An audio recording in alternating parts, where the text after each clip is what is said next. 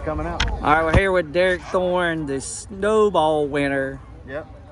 Didn't have a great, fun Thursday night. Tell us a little bit about Thursday night and then going into the quick turnaround tonight. Yeah, you know, it's tough for the teams. The logistics of 2 races in 4 days is a lot for us.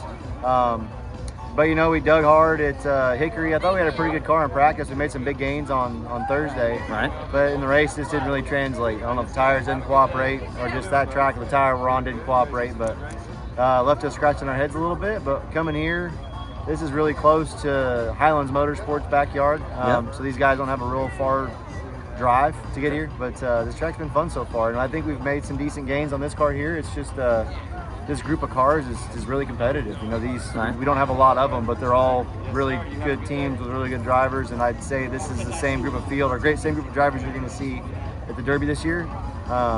So you really got to be on your game, and I think we made some gains. Just we'll see how it races.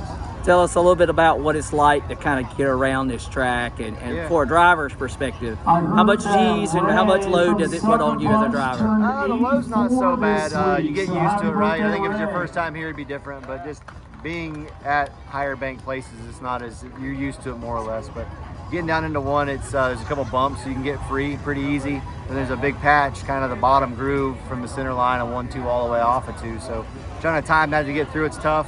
You drive uphill into 1 and downhill off of 2, so it's really hard to get the traction down off of 2. Right. Backstretch, getting down into 3, it's a whole different corner entirely. So you attack it a little bit different. No bumps into 3 to battle. So you end up going all the way to the bottom, but the wall is so tall in 3 and 4, you really can't see past it to see your line. So you go all the way to the bottom, paint the bottom line as good as you can, and try to get the straight run up off of 4. But just like off of 2, it's going downhill. Right. So you have a riser you almost jump over as you're coming up to the wall. So the timing of all of it's tough. And this tire itself has a real, like I say, a lack of grip. So it's really hard to keep it underneath you. All right, one oddball question, and I'll let you go. Oddest food you would eat or not eat at this point?